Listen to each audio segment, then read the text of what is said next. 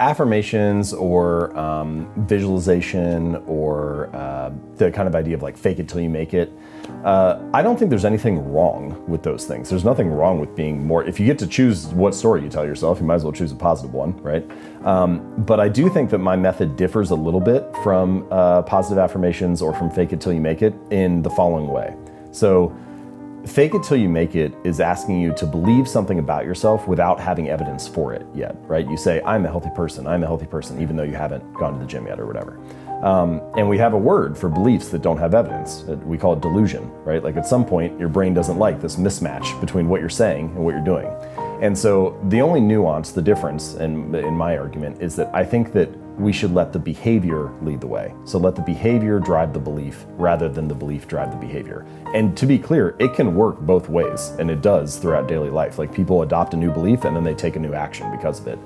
But I think that if you're trying to get yourself to latch onto a new identity or tell yourself a new story, it's more powerful to let the behavior lead the way because the behavior provides immediate evidence that you are that kind of person. So if you say, I'm a healthy person, you might be able to, it's like a short-term strategy. You might be able to amp yourself up or motivate yourself in the moment. But if you do 5 push-ups, you immediately have proof, I'm a person who works out. And there's something about that evidence that I think makes it easier for you to root that new story in something. It gives you a reason to actually hold on to it. And so for that reason, I think it's more useful to start with the small habits, build up some evidence and proof of that new identity. And then the more that you do that, the bigger the pile of evidence becomes, the more reason you have to actually believe, hey, that is me.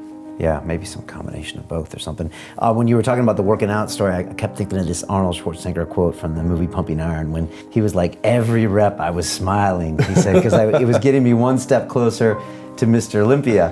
And then you look at him and you're like, okay, I can see why Arnold would think that, but most people, every rep is pain, and they don't see it. So is that a way of him kind of hacking forward those future payouts? I think that is similar to what you mentioned earlier about like, oh, cigarettes are poison, or the story about the bread, like, oh, carbs being unhealthy or whatever, is that he was finding a different way, he was developing a new meaning for the same experience, right? Usually it's the meaning you ascribe to that experience is my muscles are burning, this is painful, I'm not enjoying this, it requires sacrifice. And he twisted that around to say, this is great, the pain means I'm growing, it means I'm moving forward, I'm getting closer to my goal, and so on. And I think there's something powerful about good habits become easy habits when you can learn to find joy in delaying gratification, right? And so he was finding a way to get pleasure out of the process of putting in the work, and that can be a really powerful motivator in the long run.